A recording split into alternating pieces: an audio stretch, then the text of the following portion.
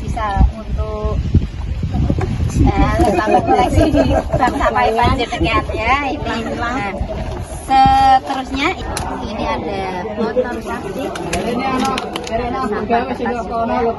di sini ada organik. Sudah saya potong-potong, tinggal masukin gituan. Bahan organik sudah masuk. Yang terakhir kita tuang ini sirup gula jawa. Nah, separuhnya ini Bun. Nah, dituang separuhnya itu. Nanti airnya ditambahin sedikit. Ini saya kira cukup. Karena ini tidak penuh, ya saat ini yang tidak busuk bisa ditambahkan air sampai 60. Ini kan baru segini, baru 60% dari ember. Kenapa begitu Bu? Karena ekoenzim juga punya gas di sini.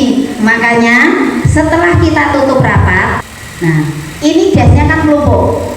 Semakin banyak bahan ekoenzim yang berbeda-beda, ada kulit tadi ya, jeruk, ada sayuran tadi.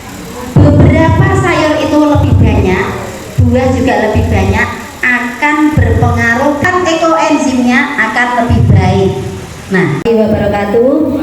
Kami LLHPBPDA Jepara mengajak dan mengedukasi kepada santri Pondok Pesantren Nurul Ilmi di Desa Buju, Kecamatan Kembang, Kabupaten Jepara untuk memanfaatkan lahan pekarangan suasana sehingga menjadi nyaman, sehat, sejuk, dan terutama indah di lingkungannya.